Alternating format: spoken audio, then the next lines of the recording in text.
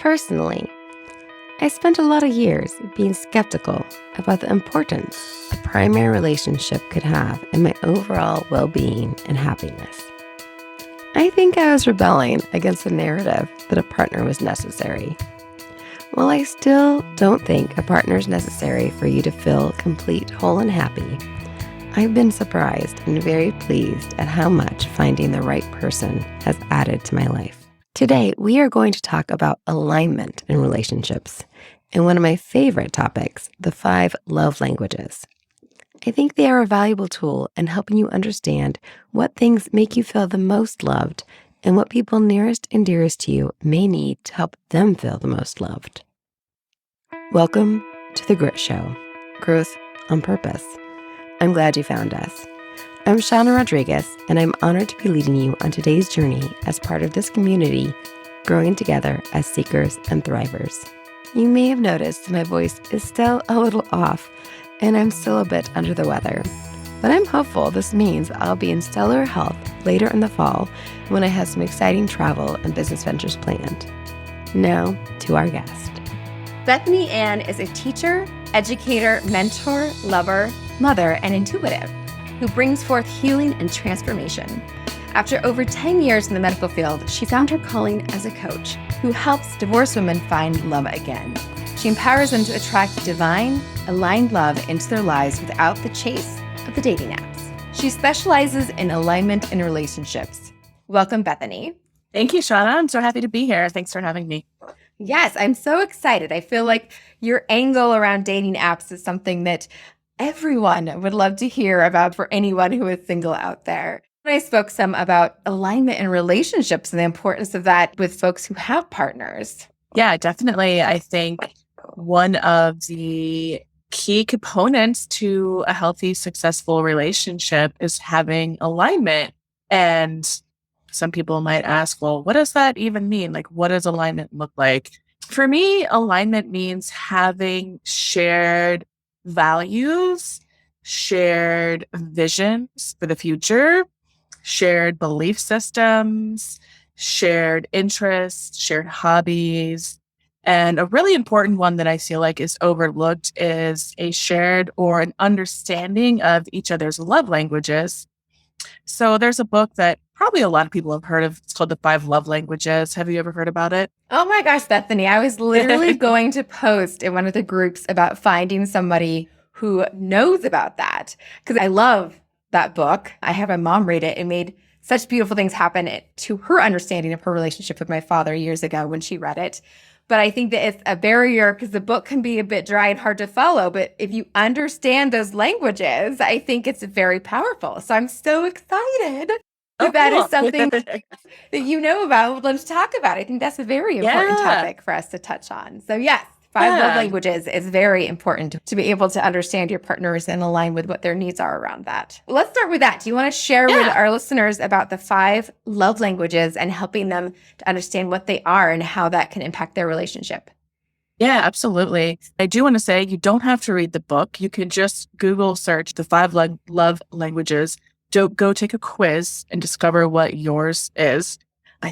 Let's see, there's 5. So there's physical touch, which is mine, by the way. So I'm just really big on like hugs and kisses and holding hands.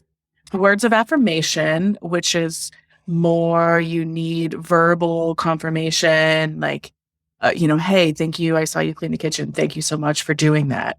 There's acts of service, which is, doing things around the house, doing things that need to be done without being told kind of thing. Gift giving is another one. And the 5th one I am blanking on at the moment, but that's okay. Quality time. That's mine.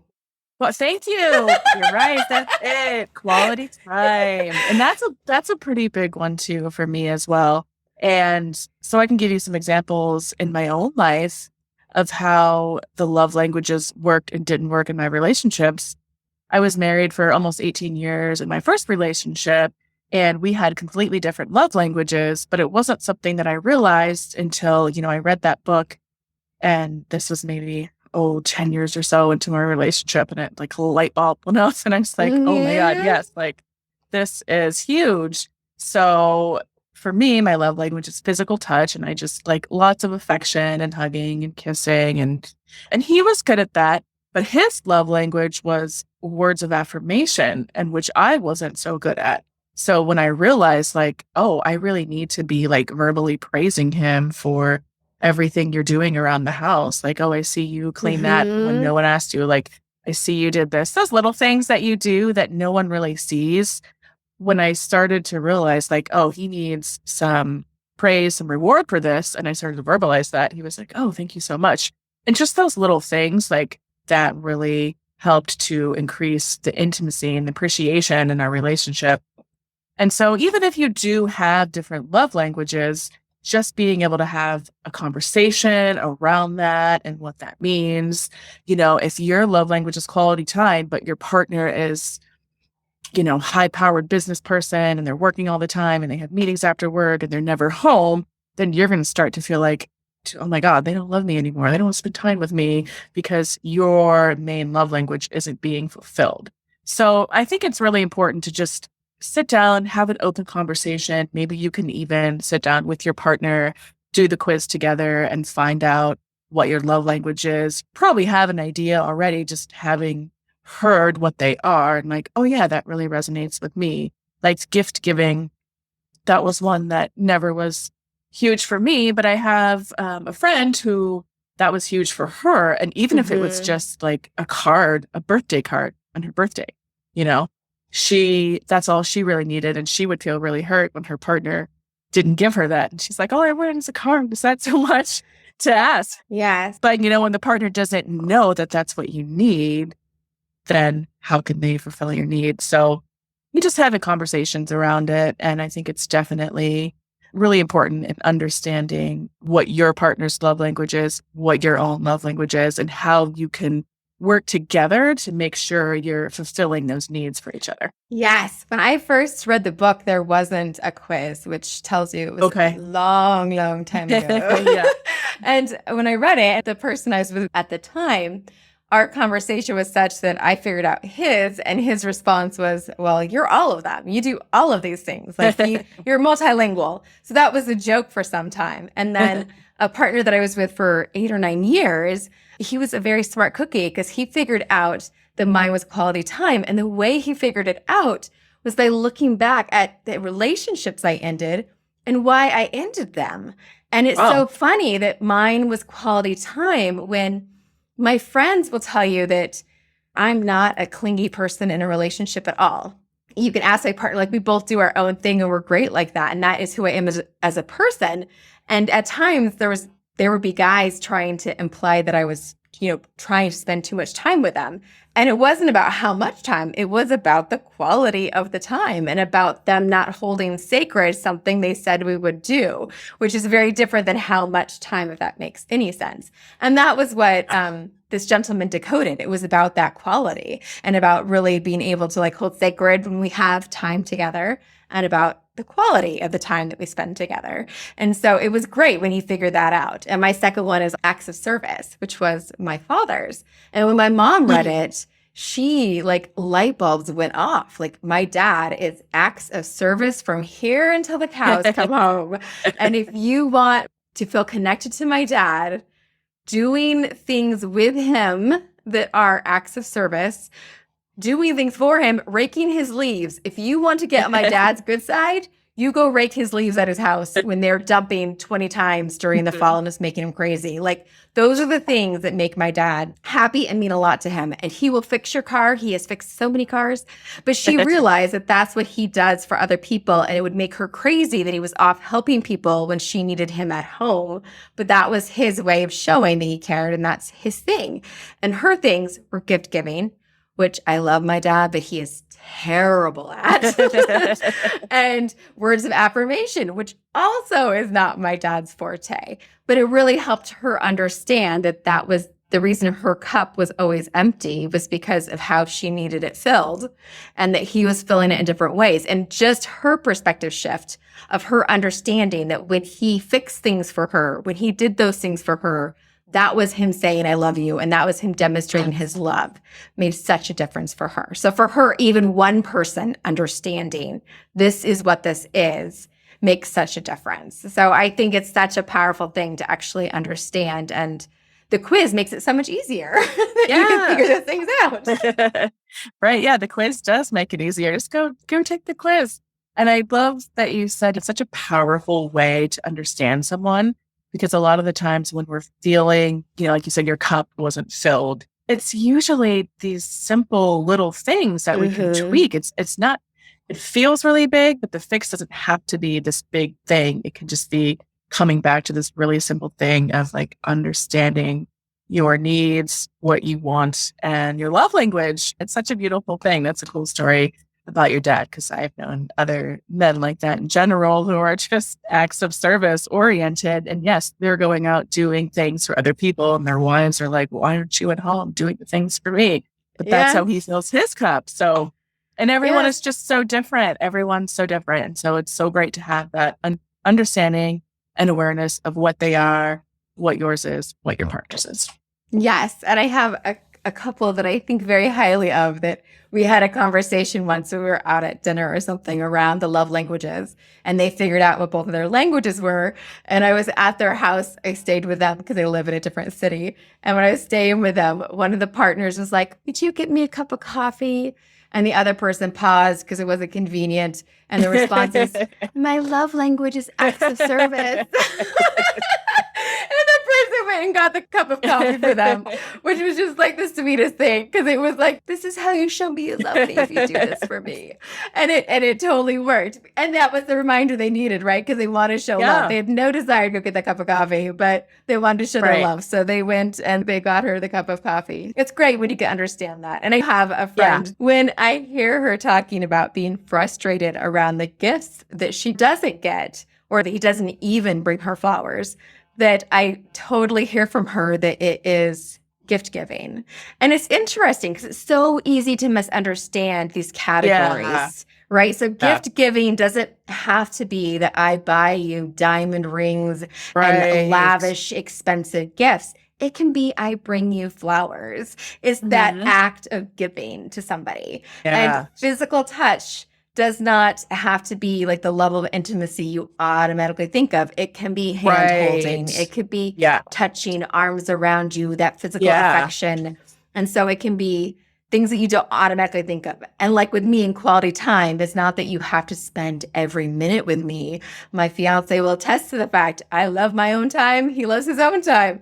But it's a matter of when we spend time together, we're together. It's not that we're just on your phones. Yes, exactly. You want to drive me crazy? Scroll through your phone instead of connecting with me. Oh yes, gosh, exactly. That drives me crazy too. But yeah, such a good distinction, right? Like physical touch doesn't have to be having sex. Like we're at the grocery store and my partner puts his arm around me, and just that little gesture is touching to me. And it's like, oh, it makes me feel loved. And the same thing with gift giving. Like my friend who, it was just the birthday card. All she wanted was the birthday card. She didn't care about how much money her partner spent on the gift. It was like, I want a thoughtful, handwritten little birthday card that shows how much you love me. So yeah, you can get creative with it too. They don't have to be these grand gestures. And I think that's something that's important to recognize. Like, don't get overwhelmed by the fact that your partner is wanting these gifts or has a completely different love language than you. And also, you have like the primary and the secondary. Like maybe you are gift giving, but also acts of service. So you can kind of be split between two separate ones, and maybe your partner's better at the other one. And so they can focus more on the one that they are better at too. So it doesn't have to be this black and white, like I'm only gift giving. You have to give me gifts, Yes. There's a distinction between the different things.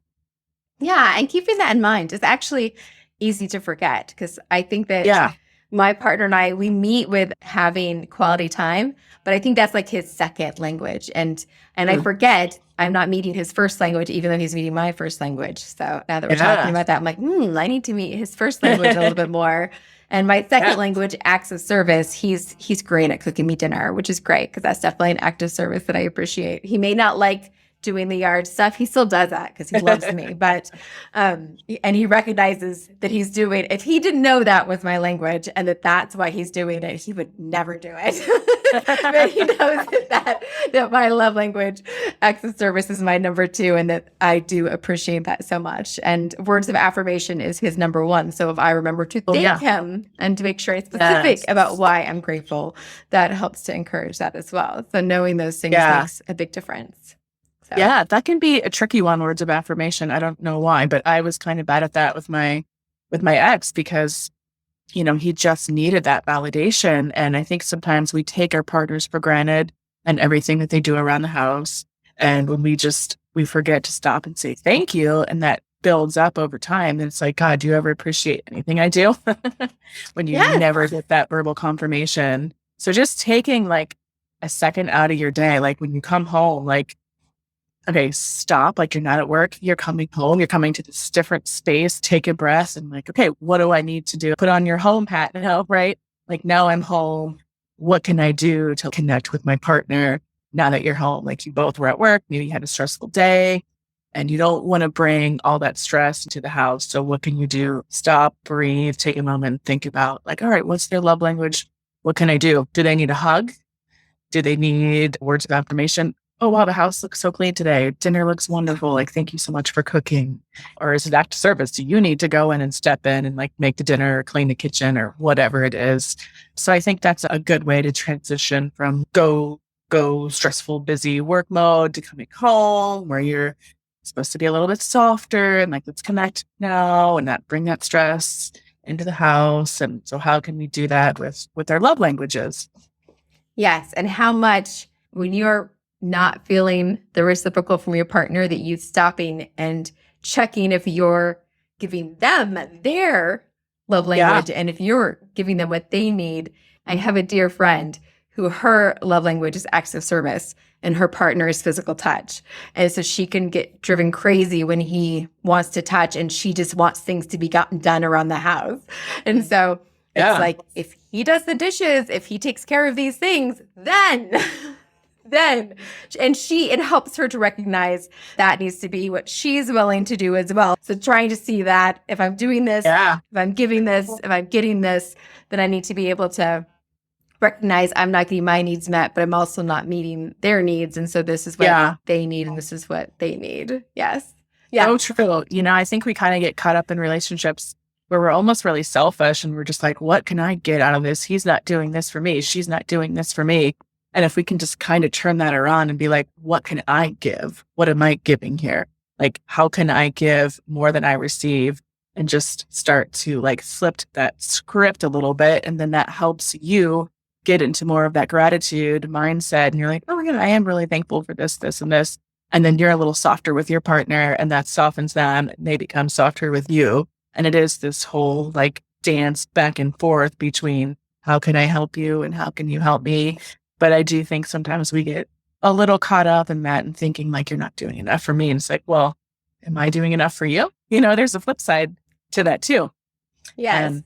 And the love languages really come in there because they really show you, how you can be of service to your partner and how they can be of service to you. So I really love the whole idea of love languages for that reason. Brilliant, brilliant concept. And it's great. It's a brilliant concept. And I've always found that it fits. Like one of those 5 fits everyone that I know. And it's interesting too that it gets to some of your frustrations and arguments outside of just your relationship. I know I had a friend of mine who was so frustrated that her partner would come home late and he would play with her daughter and get her worked up before bed. And she'd be so frustrated with that because it would cause her frustration. And I'm like, based on 20 other things you've said, I think his love language is quality time. And that's the only time he gets with your daughter. So we do need to have a conversation about riling her up, but he does need that time with her. So we need to find another way to do that. Or your partner who's physical touch, he'd rather be cuddled on the couch with the kids instead of taking care of doing the dishes after dinner. That his cuddle on the couch with the kids is his physical touch, like his love language, his connection with the kids being met. And so taking away that time completely is going to make him very unhappy, even if Yeah. he is getting the dishes done. Is it trying to recognize like what Right. you're taking, the problems you're trying to solve, like you're trying to solve that this needs to get done. My kids need to get to bed. The dishes need to get done. But what you're taking from your partner when you're doing that and making sure that you're respecting and honoring that this is, they need that quality time. They need that physical touch. They need that Yeah. connection here. And so how can we get this met and get this met? And when you see it as this core need, that's how they're filling their cup. And when you understand it's filling their cup, then it makes a different way to approach all sorts of challenges in relationships and in families and balancing things. So yes, that's great. I love all of this. Thank you so much, Bethany. Yeah, you're welcome. That was a great topic. Yes. So you named multiple other pieces of alignment, though. So what is another one that we can circle around to and talk a little bit more about with relationships? Yeah. I like to talk about vision, having a shared vision for the future. And that can be just as simple as like, we want to have kids together. We don't want to have kids together. We like to travel. We don't like to travel. Or even just like, I want to live by the beach. Well, I want to live in Alaska. Right? There's beaches in Alaska. Different kinds of beaches. Warm weather versus cold weather. Yes. Yeah. So really sitting down and having conversations around, what does that look like? Because a lot of us probably have goals, visions, ideas, dreams for what we want our future to look like. Like, where are you going to be in 5 years? And we need to make sure that we're on the same page with our partner. Well, where do you want to be in 5 years? Do our visions for the future, do they match up? And if they don't match up, it's not necessarily a deal breaker, but where is someone willing to like let go a little bit and give a little bit, and where someone else is not willing to do that? For example, I feel like kids is usually a big one that comes up. Most people kind of know like, yes, I want kids, or no, I don't want kids. But I've seen beautiful relationships fall apart because someone actually changes their mind and it's like, you know what? I really, really want to be a mom. I have this strong desire to be a mom. And then the husband or the other partner is just like, no, like I told you, I didn't want kids. And that's a complete deal breaker for me. So just getting really clear on what that means. And then if you are undecided, like, yeah, maybe I want kids, maybe I don't. Talking to your partner, like, well, what does our future look like with kids? What does it look like without kids? Are you okay if we have kids? Are you okay if we don't have kids? That's just a huge decision because obviously having children just changes your life completely and what you can do. And so if your vision for the future is traveling and taking trips and exploring the world, that is a little bit hard to line up with someone who wants to have kids and have a family, right? I mean, you can make it work, sure, but those things are just a little fundamentally different. So really getting clear on your vision for the future, your partner's visions, and seeing if they align. And if they don't align, can someone compromise, or is this a deal breaker for you? That is so huge. Yes. Yeah. If you don't have these serious conversations and you put them off, then you find yourself together. Oh, it's been a year now. Now we're thinking about getting married and we're moved in together and things are getting really serious. But wait a minute, we have these fundamental differences that, maybe you just had a casual conversation about, but you didn't take the time to sit down and get really, really clear about it. So having these big conversations in the beginning, not necessarily on the first date, but when you feel like you're getting to the point where you could see a future with someone and things feel like they're getting more serious, let's really sit down and have a serious conversation about what you want for the future and what I want. And, maybe you don't even necessarily know. Some people are just like, I don't know where I want to be in 5 years. Like, I have this job. I like this job. I like where I live. Maybe I don't want anything in my life to change. So just really sitting down, having clear conversations about that, I think is super important. Definitely. I know that with my partner that I have now, my fiance, we have a fun story. You have a great story that we're going to get to as well. We have a fun story. And part of me finding him was me getting clear on the relationship I wanted. I've dated many incredible gentlemen, and I think highly of most everyone that I've dated. And I think that I kept looking for the person, and I found a lot of great people. And I stopped looking for people I started looking for a relationship, and I found the relationship once I was looking for a relationship and not a person. And as you talk about the vision, I had a vision for that relationship and then found the person that fit that vision. And that's what you're talking about, whether it's where you want to live, what you want to be doing. And when I did the online dating, which she's going to talk about, not doing that, I found love of my life outside of that. But when I was doing that, I actually wrote that vision of this is what I want. And when I wrote the relationship I wanted and the person that fit that relationship, it's so funny because if you read it, and I did read it to my fiance like months after we got together, and it fit him 100%. It talked about someone who could, wear a tux to a black tie function and also be just as comfortable on top of a mountain camping by campfire, because that's my life. And I needed somebody who fit that and that fit that vision. And I found that once I started looking for that relationship that would fit all of that instead of looking for just that person. So I think that you knowing what you want and then you making sure you and your partner find that together and that's what you both want is critical. That is great, Bethany. So definitely find it for yourself and then make sure you talk about that when you're finding your partner. Yeah. Yeah. Yeah. I love that's beautiful what you said about you stopped looking for a person and started looking for the relationship and you had that vision.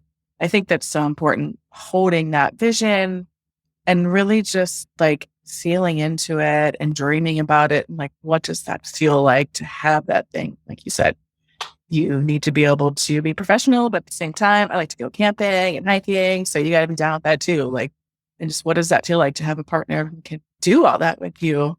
It's really just so instrumental in like manifesting and attracting as people as putting yourself on that same wavelength as those people are.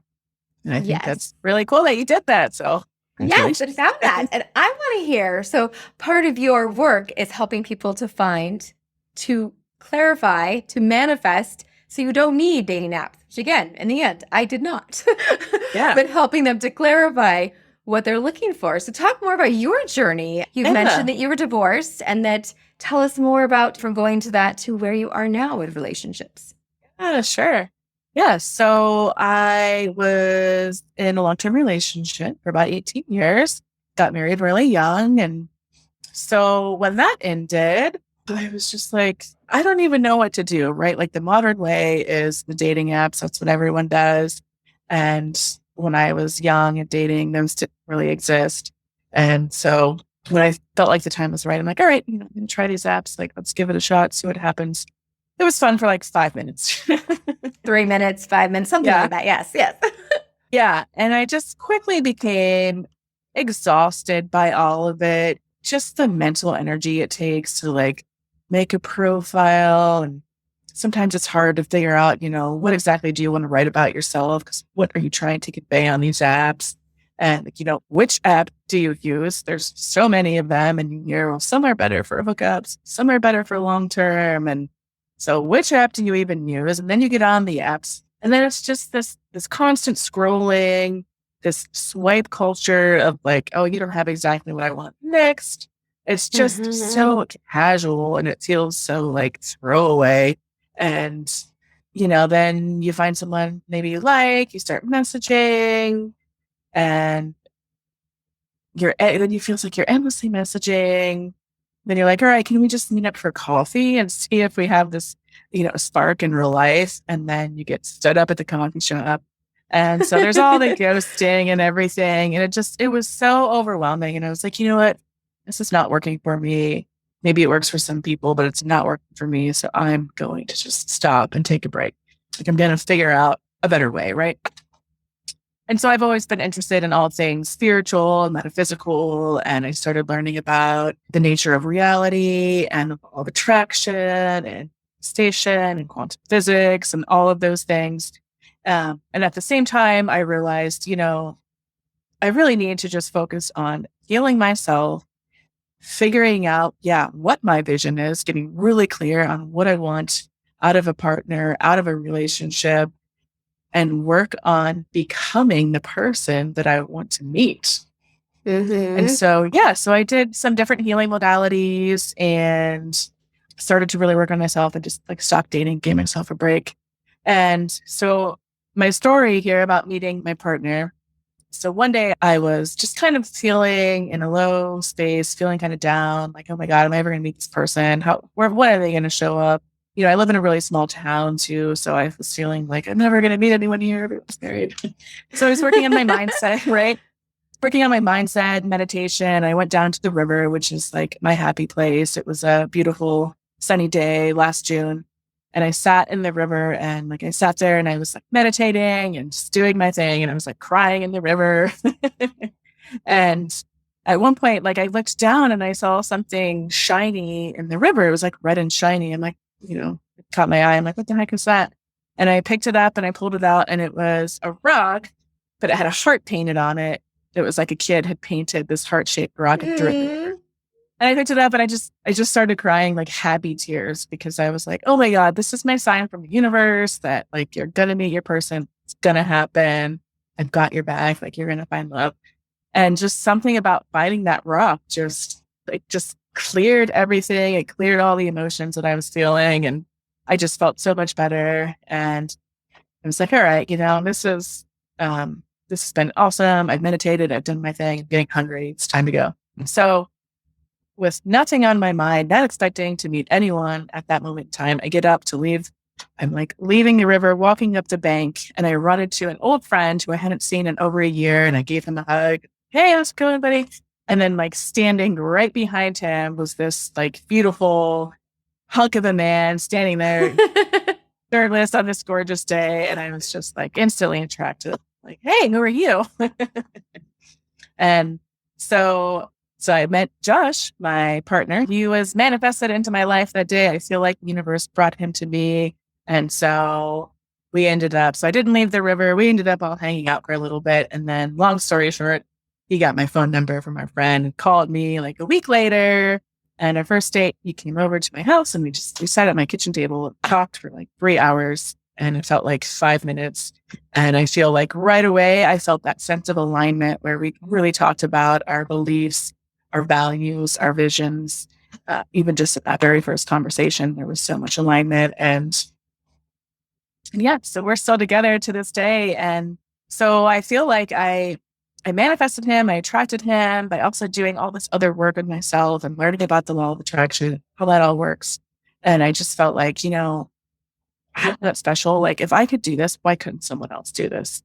And I had been wanting to get into the coaching field for a long time. And I thought I would be doing some kind of health coaching or fitness coaching because I'm super into health and wellness, but that just wasn't where my passion was. My passion was like finding love. Like love is just one of the greatest feelings in the world and one of the highest frequencies you experience.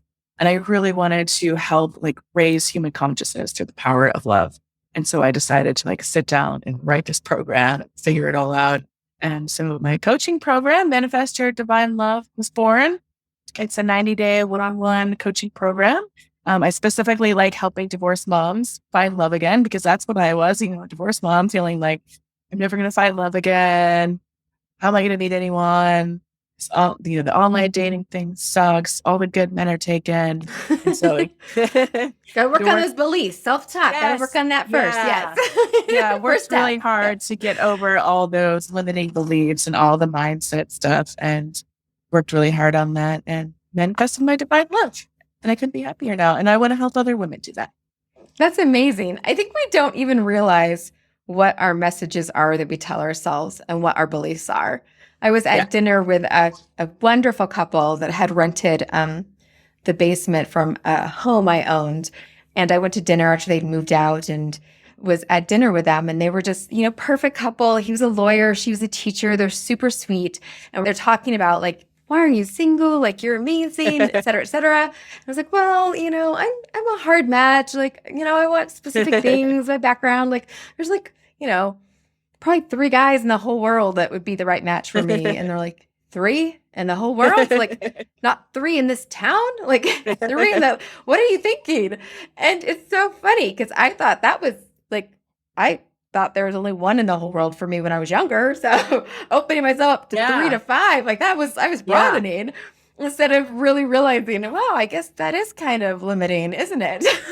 I didn't realize I was, making it so limited that it was that hard for me to find someone. And I'm like, Yeah, because you both thought you could be with anyone, and yet you ended up with a perfect one. So maybe I need to work on this to look at it a little differently.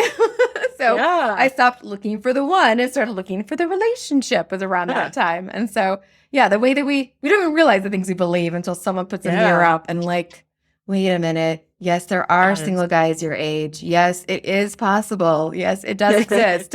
You got to believe Yeah. it to find it. So start believing. That's first. You got that exactly right. And that's what we work on too. Just what are the beliefs that you have around love? Like a lot of times, just like you said, you don't even realize how limiting they are, the beliefs you're carrying around, and they really do impact what you find. Like attracts like. And if you feel like you're never going to Mhm. find anyone and there's no one out there for you, then you might have a really hard time finding someone. You are right. If you tell yourself that, you are Yeah. going to prove yourself right. So Yeah. change your Exactly. narrative. Change your narrative. Yes. I like Yeah. that. This has been such a great conversation. I can't believe our time has flown by. Is there anything else you want to add to this as we're trying to wrap up this part of our conversation? I do. Yeah. I just had one thing kind of pop into my head based on what you said. I feel like there's this myth of the one, the soulmate, your soulmate. There's only Mhm. one person out there for you. There's only one soulmate that you can ever be happy with. And I just want to say, like, I just don't think that's true. I think there's multiple people that can be compatible with you, that you can be in alignment with. I also think there's phases and seasons of our lives.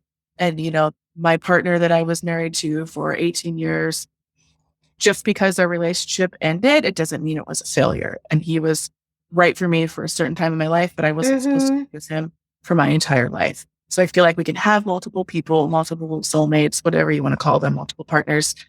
There's just this myth that there's only the one person out there for us. And I just want to say, I don't think that's true. That's another limiting belief, right? Don't let that Mhm. stop you from feeling like you can't find anyone, because it's just not true. Yes. And I have an amazing person in my life who I am so grateful for. I didn't realize this was possible. And once I found it, my mind is blown. And I've had too many people say to me, like, you have that, but that doesn't exist, but for you. And I'm like, no, this is an example that if you change your mind, like I changed my mind, you can have Yes. exactly this. This can be exactly Yes. what you have. You just have to believe it's possible. That's all Yes. I had to do. It just took me a lot longer than I would have liked it to take me to believe this is possible. But once I Yeah. did, this is what I got. And yes, you can have exactly this. So don't look at this and go, oh, look what Shauna found. Say, oh, Yeah. I'm going to get me some of that. Yeah. That's your response. I'm next. I'm Yes. next. She found that. I'm so happy for her. I'm going to take that happiness and feel into that and realize that I'm next. Exactly. So yeah, so Bethany found it. Shauna found it. You find it. Yes. You Yes. decide the relationship you absolutely. want. You manifest it. That's how that works. So what is something that they can walk away tomorrow and implement and put into their life that they can take away from what we talked about today? I think that probably going to take the love language quiz if they haven't, Yeah. or reflect on that in their relationship is one thing they can take away. Is there something else you want them to take away from this? Yeah. Really stop and get honest with yourself and ask yourself, what are the stories you're telling yourself about love and relationships? Mm-hmm. Yeah. You probably had some crappy relationships in the past that maybe you're not proud of and you don't want to repeat, and ask yourself, like, well, what was my role in that? How did I affect that relationship? How can I affect my next relationship? And what are the beliefs I have about myself that ultimately are a reflection of the person that I attracted to my life? Yes. And what do I believe about relationships that made it take that path? Yes. I love that. That is great. Those are great takeaways. All right. That's perfect. And then for self-care, what is things that you do to take care of yourself? Yes. Self-care for me, I need alone time. I need time by myself, like quiet time to just recharge. I love going out in nature. Earlier, when I was talking about going to the river to meditate, like I love being alone, going down to the river, being out in nature. And then also for me, just making sure that I am eating well and exercising and taking care of my body. And so that I'm feeling my best, because when I'm at my best, I can help everyone around me to be their best self as well. That's wonderful. So those are great, great ways to take care of yourself. I love that. I think that examples And reminders are good. So that's why every week we ask our guests to tell us what they do. And we also, as part of our work here at the Grit Show, is we actually have a series of coloring books that we just have getting started. They're The Color of Grit. And we give our guests a free copy of the coloring book so that you can add that to your arsenal of self-care items. So you get to choose. Would you like a copy of, there's two of them. One of them is the Vintage Mermaid and Magnificent Ocean. And the other one is You Got This, which is inspirational quotes and sayings. So which of those would you like a copy of? I like the mermaid in the ocean. Mermaid, it is. Yes. So far, that has been the most popular one. So I'm excited about that. So we will definitely get you a copy of that so you can utilize that. And Wonderful. As our guests want to get in touch with you because they're excited about the work that you do, what is the best way for them to find you? Yes, you can find me on Instagram. I am Bethany and I Coach. I also have a Facebook group. If you would like to join the Facebook group, go in the groups function and search Divorced Moms Date Without Apps. There you go. Divorced Moms Date Without Apps. I like it. And we will have links to those in the show notes. So thank you again, Bethany, so much for being here. Yes, thank you for having me. I've really enjoyed our conversation. Yes, it's great. I love that you brought up the 5 love languages because I definitely wanted to chat about that. So that is great. For all of you out there, thank you for being here as well. Don't forget to jump on over to thegritshow.com to snag yourself some of our free coloring pages and work them into your self-care routine. And in case someone hasn't already told you today, you are an incredible human and have a lot to offer. You are bringing value to this world. You are the only one of you that this world has got, and that means something.